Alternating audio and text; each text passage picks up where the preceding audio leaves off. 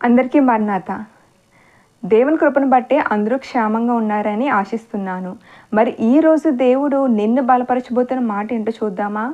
ఒకవేళ ఈరోజు ఈ మాటలు వింటున్న సమయంలో నీకున్న శ్రమలు బట్టి, నీకున్న ఆపదలను బట్టి నువ్వు కృంగిపోతూ, నిరుత్సాహపడుతూ, దిగులుతో ఆలోచిస్తూ కూర్చుని ఈ మాటలు వింటున్నావా? అయితే దేవాదేవుడు నీతోటే మాట్లాడుతున్నాడు కదా. నువ్వు శ్రమలో, నీ ఆపదలో, నీ కష్టంలో కృంగిపోతూ, నిరుత్సాహపడుతూ, దిగులు పడుతూ కూర్చోవడం కాదు. కీర్తనకుడు అంటాడు కదా, శ్రమ నొందుట నాకు మేలాయెను అని. సో ఈరోజు నీకు శ్రమ వస్తుందంటే ఆ శ్రమ తర్వాత దేవుడు నీకు ఏదో గొప్ప మేలు చేయబోతున్నాడు. సో కాబట్టి శ్రమ వస్తుందని కృంగిపోకుండా, నిరుత్సాహపడుతూ కూర్చోకుండా నువ్వు చేయవలసిన పని దేవునికి మొరపెట్టాలి.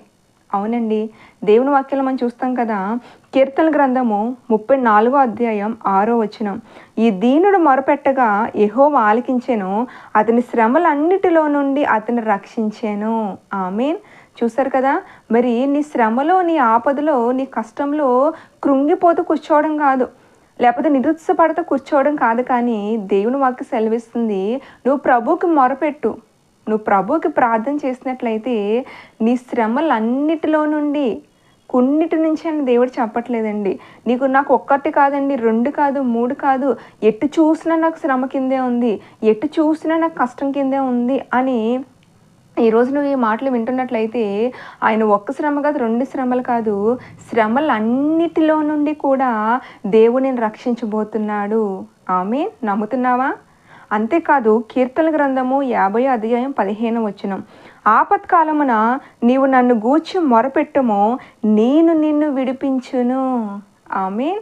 సో దేవుని వాక్యం సెలవిస్తుంది కదా, నువ్వు ఈరోజు మాట్లాడిన సమయంలో ఏ ఆపదలో ఉన్నా, ఏ ఇబ్బందుల్లో ఉన్నా, ఏ ఆర్థిక పరిస్థితుల్లో ఉన్నా సరే నువ్వు దేవునికి మొరపెట్టినట్లయితే మరి దేవదేవుడు అంటాడు కదా, నీ ఆపదలన్నిటిలో నుండి కూడా ఆయన నేను తప్పిస్తాడంట.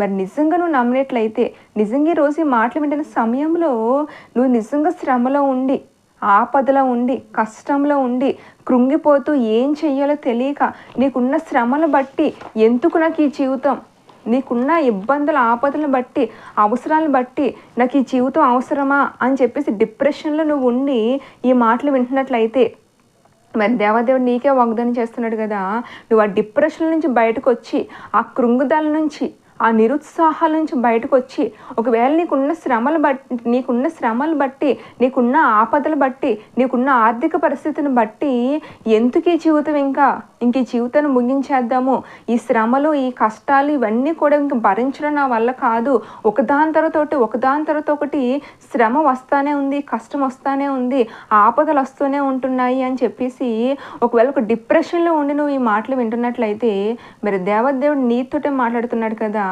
నీ శ్రమలో, నీ ఆపదలో, నీ కష్టంలో నువ్వు దేవునికి మొరపెట్టు, దేవునికి ప్రార్థన చేయి. ఖచ్చితంగా ఆయన వాగ్దానం చేస్తున్నాడు కదా, నీ శ్రమలు 1 కాదు, 2 కాదు, శ్రమలన్నిటిలో నుండి కూడా ఆయన రక్షించబోతున్నాడు. నీ ఆపదలన్నిటి నుంచి కూడా ఆయన విడిపించబోతున్నాడు. మరి నిజంగా ఈరోజు దేవదేవుడు నీతో మాట్లాడాడని నువ్వు నమ్మినట్లయితే ఈ వాగ్దానాన్ని పట్టుకుని ప్రార్థన చేయి.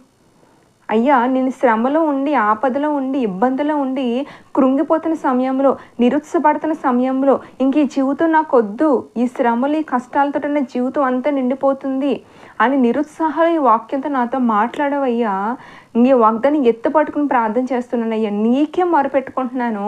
నా శ్రమలన్నిటిలో నుండి, నా ఆపదలన్నిటిలో నుండి కూడా నన్ను రక్షించి నన్ను విడిపించబోతున్నావని నేను నమ్ముతున్నానయ్యా అని నువ్వు ఈ వాగ్దాన్ని పట్టుకుని ప్రార్థన చేయి. ఖచ్చితంగా ఈ వాగ్దానం దేవుడు ఈరోజు నీ జీవితంలో నెరవేర్పు చేయబోతున్నాడు. ఆమేన్.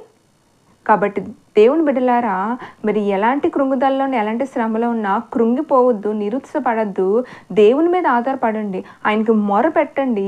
ఖచ్చితంగా దేవుడు మీకు ముయ్యబడిన ద్వారాలు తెరుస్తాడు. ఖచ్చితంగా మీ శ్రమలన్నిటిలో నుండి కూడా ఆయన మిమ్మల్ని విడిపించి మిమ్మల్ని రక్షిస్తాడు. అట్టి కృప దేవుడు మీకు అనుగ్రహించిన గాక. ఈ వాక్యం దేవుడు ఈరోజు మీ జీవితంలో నెరవేర్పు చేయను గాక. ఆమేన్. మరణాత.